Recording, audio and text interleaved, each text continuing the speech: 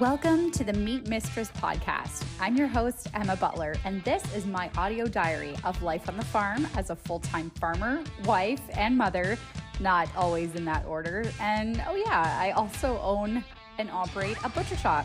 Thank you for giving me a few minutes of your time as I chat all things farming, small business, and more.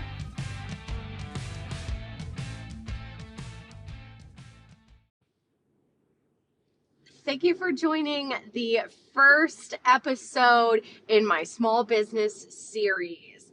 In this episode, we are going to cover, honestly, just an array of topics. If you've been here on the Meat Mistress podcast before, you know that I'm just literally talking to myself and I have no plan of action, which I don't know if that's a good idea or not, but that's how we do things around here.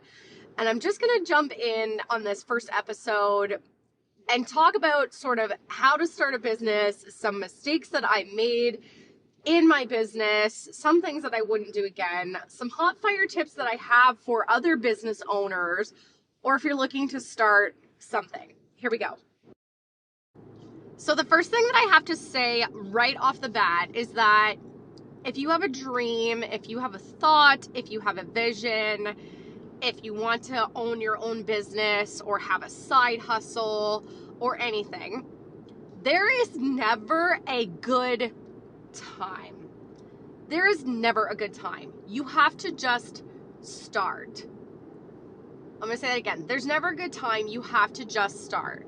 If you want to make something happen, you have to do it. You got to put the balls in motion and start things right away. Don't wait for the perfect time. Don't waste hours on a business plan. Do your research, yes, absolutely. Put some thought into it.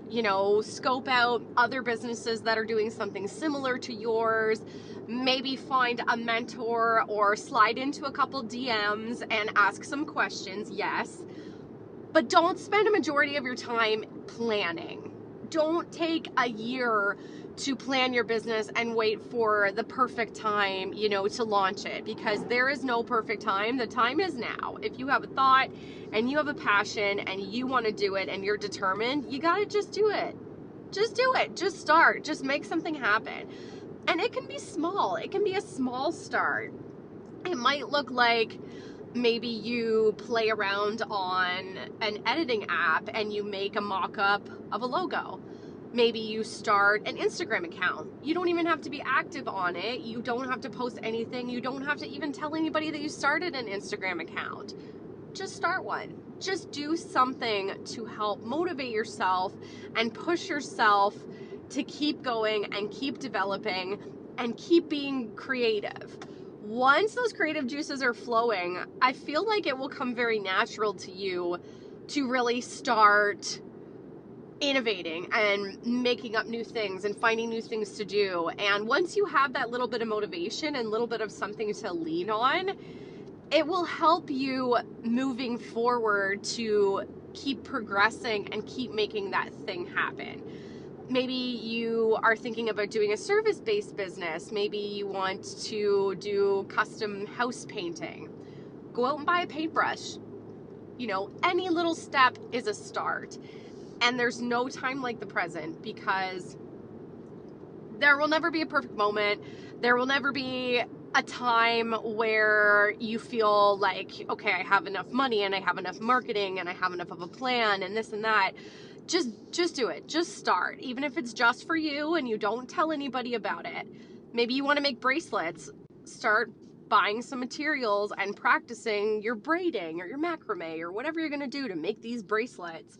Maybe you want to have a tie-dye t-shirt company. Just start messing around, making some sort of tie-dye t-shirt logo that you might use one day. Just sort of get yourself going and be your own hype girl or hype guy or hype person to keep yourself going towards this thing that you want to do, because nothing is going to come along and tell you now's the right time. I experienced this in my business. We just sort of decided one night sitting around that we wanted to sell meat direct to consumer. I made a logo in like 20 seconds and we started a Facebook page. And that was it. And that's what got the ball rolling for us. And my husband and I just sort of decided we're going to try this. And it happened, and it started working right away, and we started getting orders and making deliveries, and then it spiraled, and we built a farm store, and then it spiraled again, and we built a butcher shop. And for us in our business journey, it's just been a real catalyst of, we're just going to try it.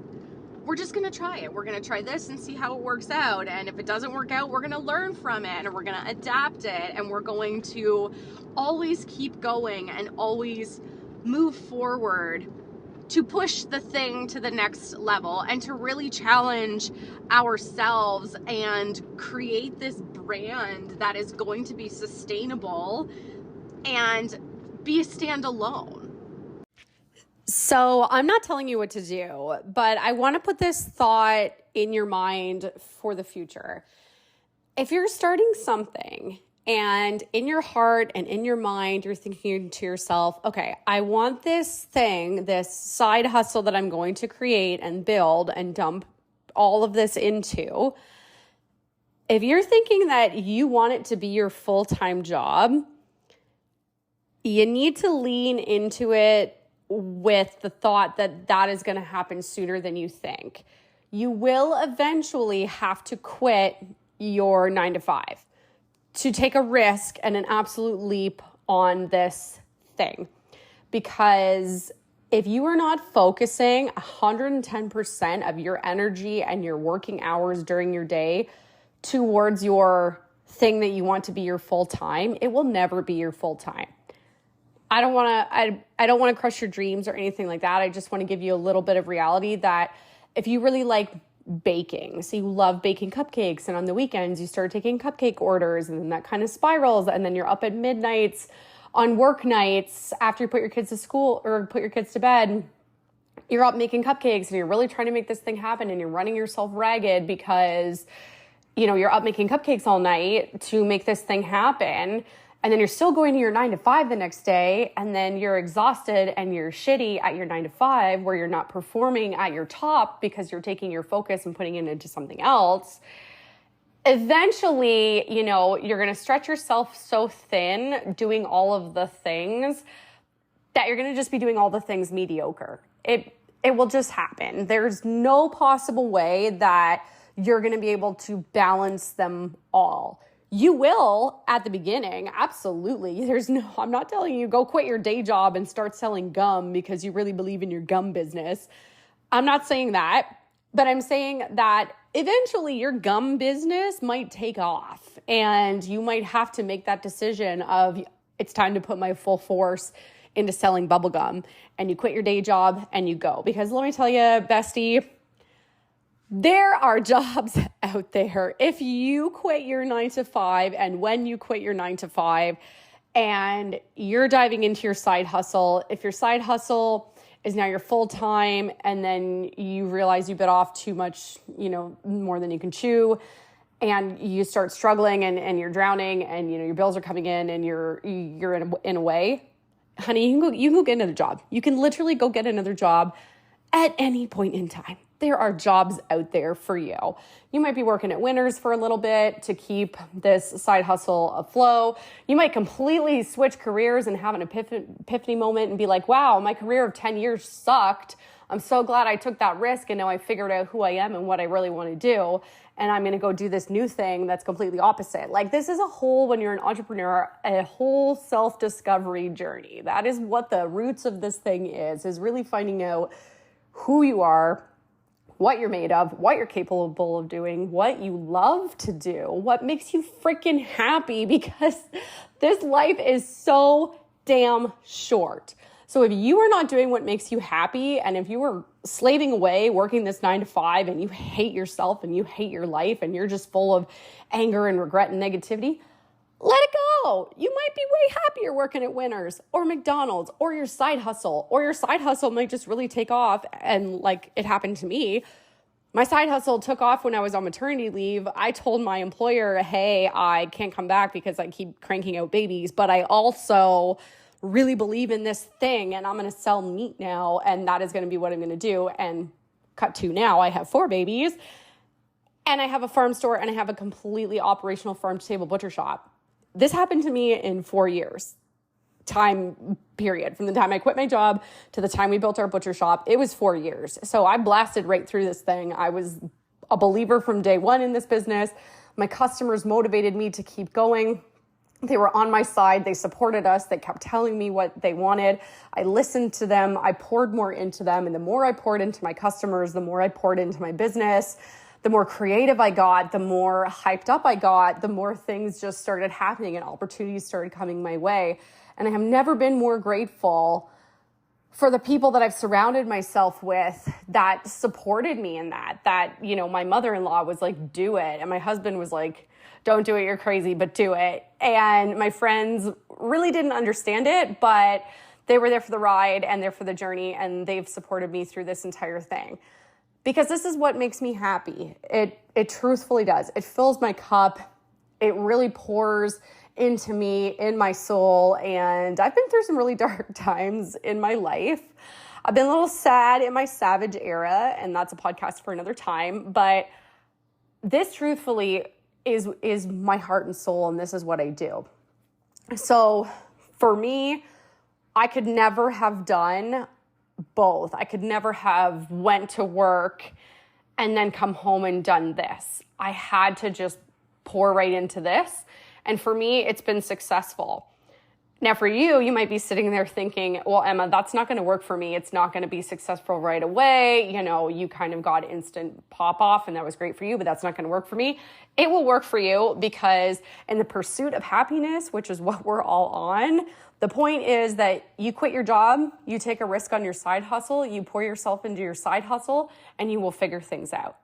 I absolutely promise you that. You will have more clarity, more confidence, knowing who you are, and your business is just going to flow and it's going to take off. And if it doesn't, that's okay, because the biggest thing in life is that we learn from failure, and there are really no mistakes because you got to have no regrets. If you slip up, which you're going to, if you do make mistakes, if you hurt somebody you love, if you hurt yourself, whatever, you will recover, you will heal, you will learn, you will move on, and you will go forward into your next adventures with the confidence and with the calluses, which I've spoken about before, of everything that you've went through, so that in your next thing, you know what not to do, you know how to carry yourself, you know what you're going to do next. You'll be able to plan things out and navigate a lot better with this experience that you're going to have quitting your job and risking it.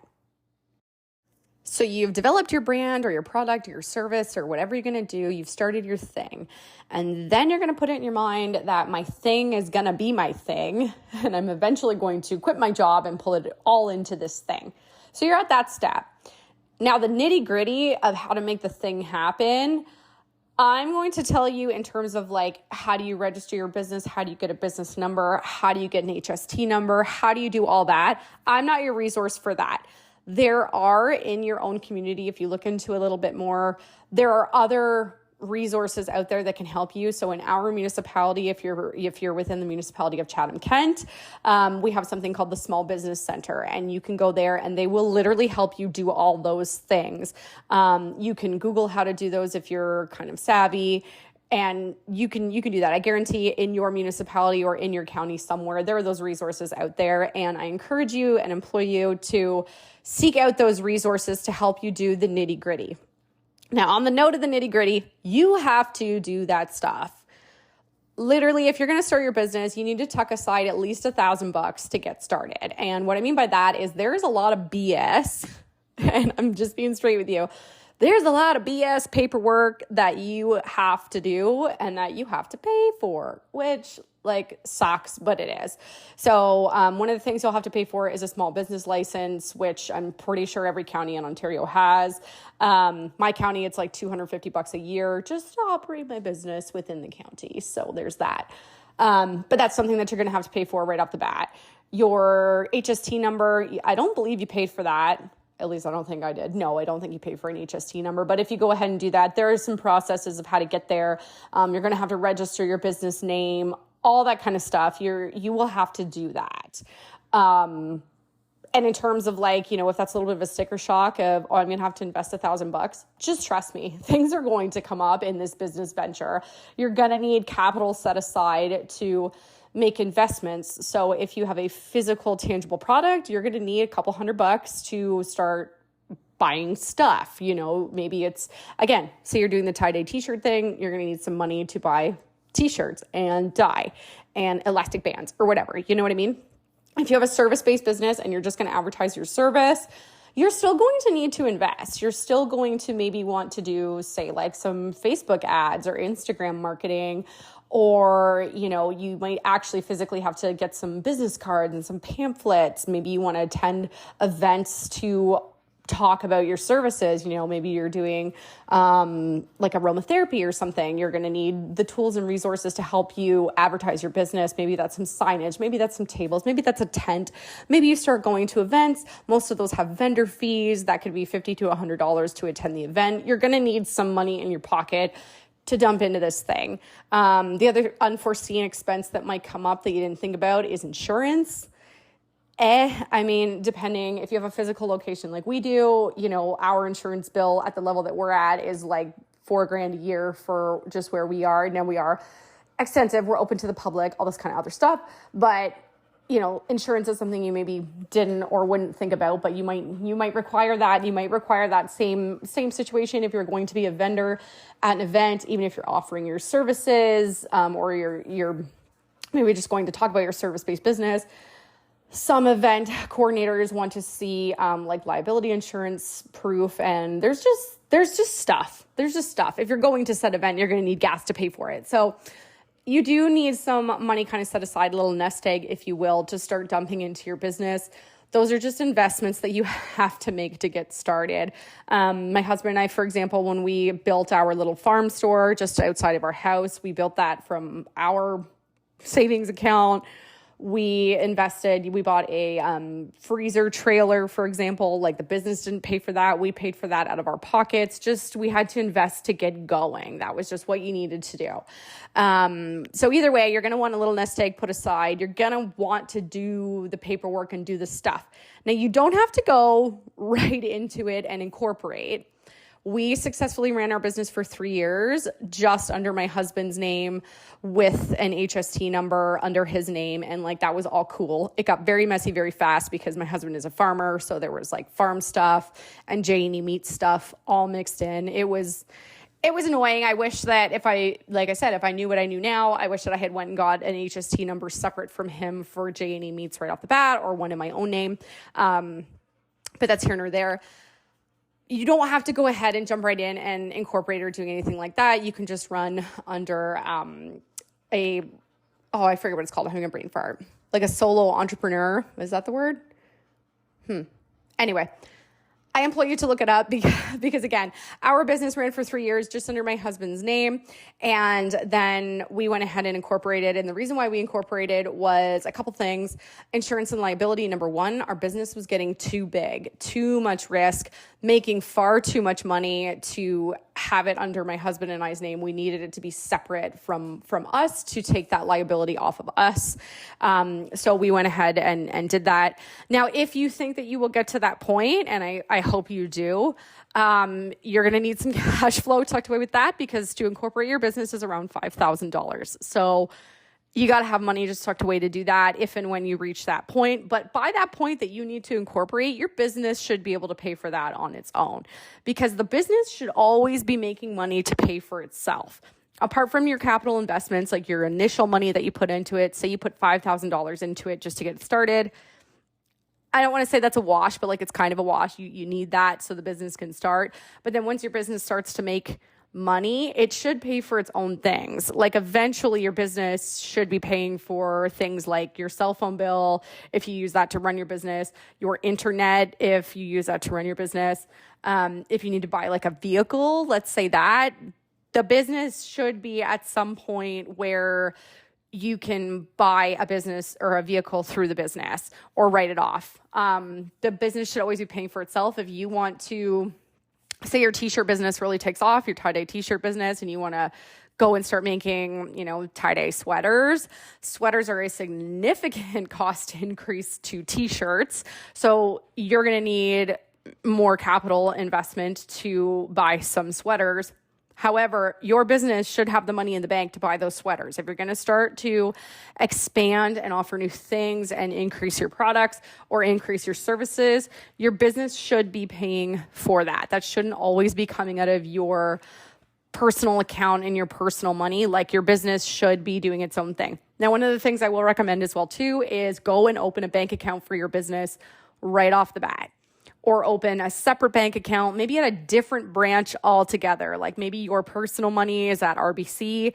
Maybe you go to TD to open your business account. I would personally recommend having it go to different places. Do not be putting all of your business money and your business income from, say, like your sales or your services that are generating your sales. Don't be putting that all in your personal bank account. It will be an absolute nightmare at the end of the year. And it will be a nightmare for you. So just have that separate. Have all your e-transfer set up to go separately to that account. Make a professional business email. Have everything sent there. It will just be so much easier and so much more clean cut if it's separate from you, but still you, if that makes sense.